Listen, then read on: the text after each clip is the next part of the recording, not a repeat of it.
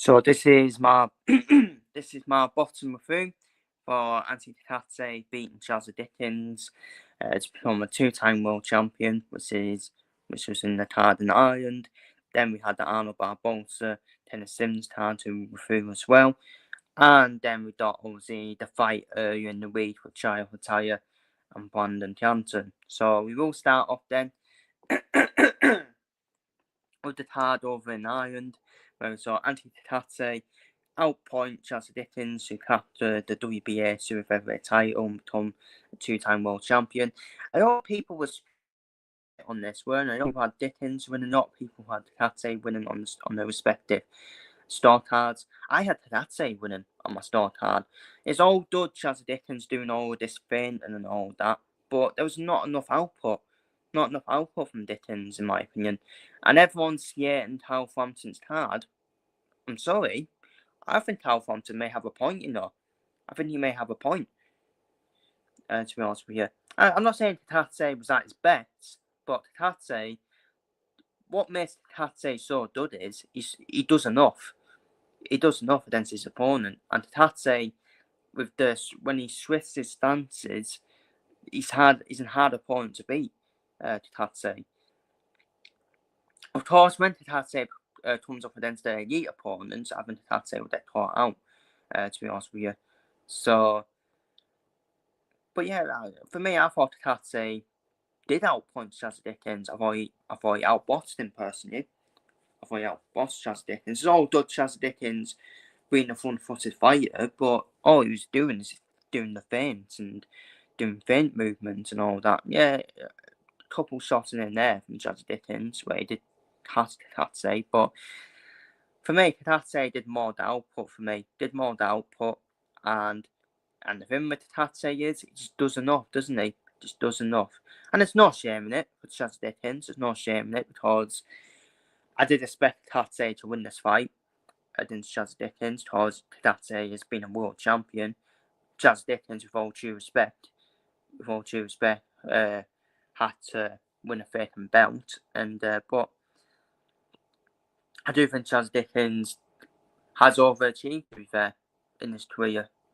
And there's nothing wrong with that. So, what next for both fighters? See, I actually think Jazza Dickens for me should actually face Colin Murphy, who was still on the card, and John O'Carroll. I'll talk about that fight in a minute.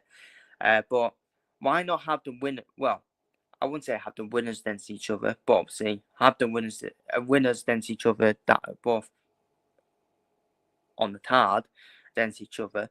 Yeah, John O'Carroll versus Wayne Dana, for example. I think that's a fight to make. And Jazza Dickens as a comeback to their battle win ways fight against Colin Murphy. I don't think that's a bad fight either. Anthony Cacace, however, I'm not sure what Anthony Cacace does next, to be honest with you, because two-time world champion, he spoke afterwards that he could easily hand his gloves up now. He's achieved what he's achieved in his boxing career, and he's a two-time world champion, isn't he? Two-time world champion, and you can't do against that, can you? In his boxing career, and I've always said, haven't I? I've always said he's too big at super featherweight. I think his better fights for him at lightweight. I really do, because I wouldn't put him in against Emmanuel Navarrete. I think Navarrete would still win. I think Ashaki Foster would beat him. I think Ray Ford would beat him. So they're three opponents already that I don't think he should be against. Could he have a 4-2 defence against the WBA interim champion from Russia? Potentially. But if I'm Cacace, I'm probably moving up to the lightweight, to be honest with you. I think there's more options for him at lightweight, because I would not really put him against the other champions really at super featherweight.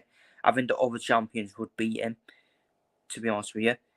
As much as I do think Cacace is that good, but Navarrete and Shaki Foster are both different levels compared to Anthony Cacace. And Ray Ford is a different level as well. The people talking about Nick Ball I don't see Nick Ball stepping up to super featherweight. Nick Ball is a featherweight for me. And maybe some fighters will step up from featherweight to super featherweight to fight Cacace. Maybe that's an option, but apart from that, I don't see what else for Cacace, to be honest with you. But of course, in the tour main event, we saw a dominant showing from, I see a dominant statement showing from Peso Yeri. Obviously, the fight with Mark Chamberlain was obviously cancelled due to Mark Chamberlain withdrawing. But a certain Matty Hughes came in as a last minute opponent. And we were all thinking to ourselves, oh, that's actually a big step up for Peso Yeri, because Matty Hughes, as we all know, he's no mud. He was robbed. Matty Hughes was robbed against George Talbotos Jr. Of course, he beat Kid Diehard, didn't he, Matty Hughes as well? So he's no mud, is he, Matty Hughes? But Peso Yeri putting a statement, dominant showing. Matty Hughes, a dominant stoppage win from Peso Yeri. It was just too big, too strong, too threats from Matty Hughes. And Matty Hughes, I keep saying he's no mud. He can create difficult handles for his opponents. But a good stoppage from Sean O'Haydon in the corner. There's no need for Matty Hughes to continue in the fight. You could see it already in the fight where pulling Matty Hughes out was the right decision for me, as Peso Yeri was too big, too strong, too threats. And that was the first big step up, wasn't it, for Peso Yeri? And it was dominant, and it was really was impressive win and performance from Peso Yeri. And he's got options now, hasn't he? He's got options. Will the March Champion fight that we scheduled. A bit all Irish fight in Sean McComb. That's a brilliant fight. Brilliant pittman fight between the two of them. And there's a potential fight with Jack Rafferty as well. So he's got options, hasn't he, Peso Yeri? Matty Hughes, I think it's done me a long way back now for him. For Matty Hughes now. I think he's at that stage now where there's going to be a lot of options now for Matty Hughes. I still think he will come back, Matty Hughes, and come back, winnable fight. But I think he's heading to that stage now of his career, isn't he, Matty Hughes? But yeah, dominant, a really impressive dominant showing from Peso Yeri. Then we saw John O'Carroll defeat Cole Murphy by split decision. I did think it would be a close fight. I actually went for Cole Murphy just because I didn't know how much Carroll had left. But Carroll still showed. Obviously, Cole Murphy started well. He boxed very smartly in the first half of the fight. It was a fight with two halves, but then Carroll's experience showed in the second half of the fight where he old-manned, didn't he? He old-manned Cole Murphy in the second half of the fight. And Carroll's experience was the difference in this fight. And it was the right decision. For me, Carroll did win the fight on my scorecard. I wouldn't say by split decision. I would have thought by unanimous decision personally. I thought Carroll won the fight. He definitely won the fight by 2 rounds, in my opinion, on my scorecard. As I said, it was a fight of two halves. And in terms of what next for both fighters, well, I've already said I think Cole Murphy should actually face Jazza Dickens. I can see that fight happening because both of them lost on the card. So why not face each other? And like I said earlier, we saw Wayne-Dana on the card as well. He was in a tough fight. Wayne-Dana won his fight, but it was quite an ugly fight for him, wasn't it? His opponent was quite ugly, wasn't he? For Wayne-Dana.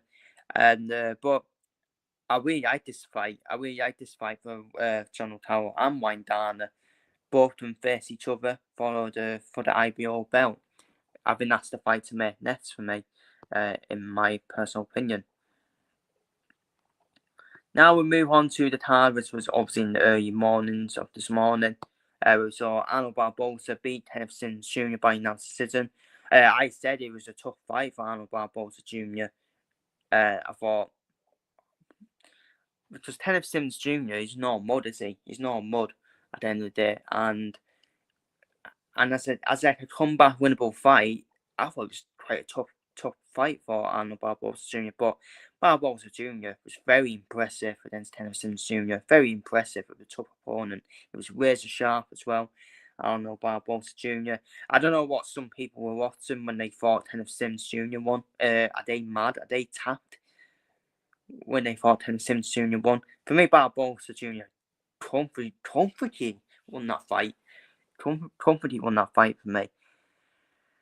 And in terms of, obviously, we saw Barbosa afterwards, tore out all the names, Tayshaun Davis, Yestis Watcher, and the 147 champions. I think the 147 champions are all busy at the moment. I think Devin Haney, he's going to be busy facing someone. Mike Darcy's going to be busy facing someone as well. They could have to be facing each other, actually, Devin Haney and Mike Darcy. In terms of what next for both, I do like the Watcher fight for Barbosa Jr. I think that makes sense next. Again, both of them were on the card. Yestis Watcher got the win over Joseph Diaz. And for Joseph Diaz, actually for Tennis Sims, I would actually take on Joseph Diaz, to be fair. Because put the users against each other and put the winners against each other. It makes sense, doesn't it? It does make perfect sense, in my opinion.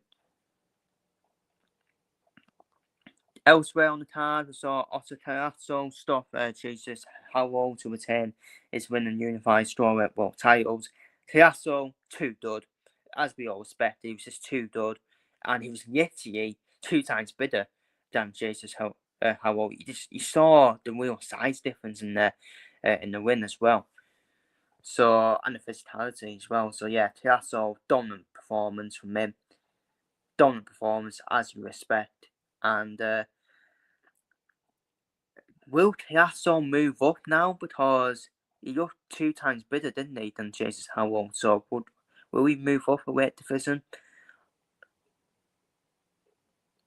I think so. I think he may as well just move up a weight division now. Because no one else is going to beat him at this weight division. And it's that simple, isn't it?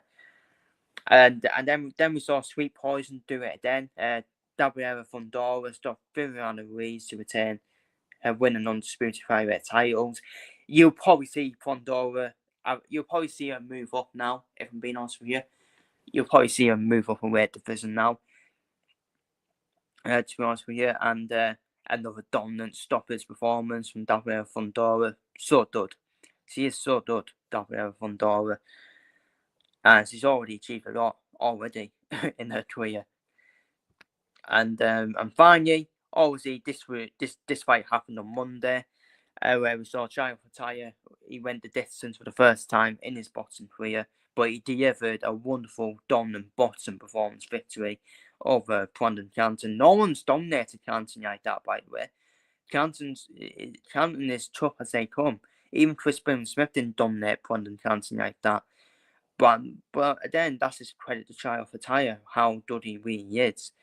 How good he really is. And I've always said he's a potential world heavyweight champion as well. I think he will be a heavyweight champion, Jaya Fataya, when he moves up to heavyweight. Jaya Fataya, good on him.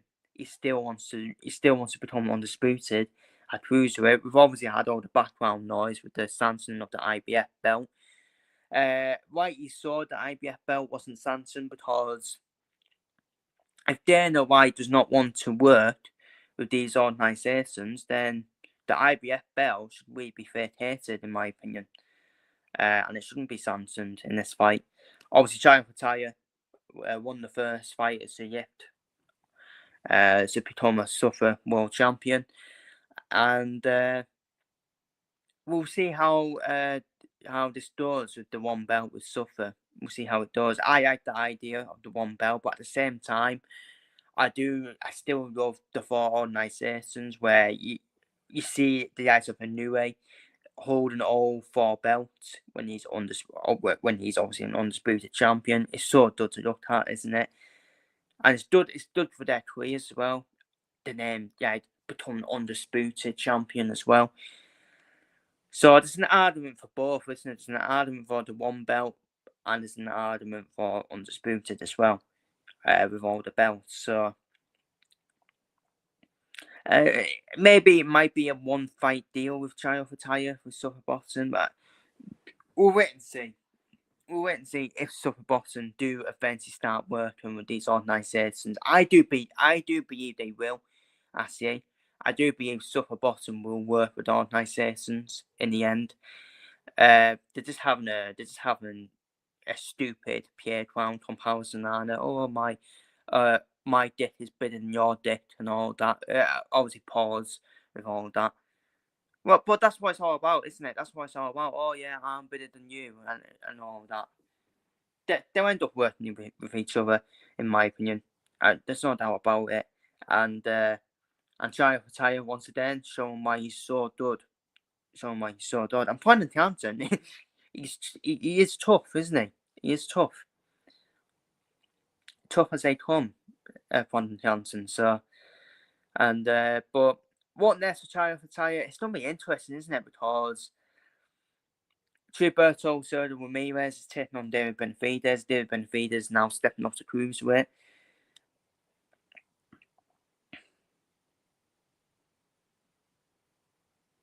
To take on Gilberto Ramirez. I'm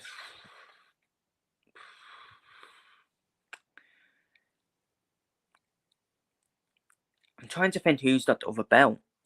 Who's that other belt? I'm trying to think. Oh yeah, no. Oh yeah, it's Material, isn't it? Who's that other belt? Yeah, I can probably see that fight happening next Saturday. They'll probably stand in that fight, Offitire versus Material, then Offitire take the WBC belt off him.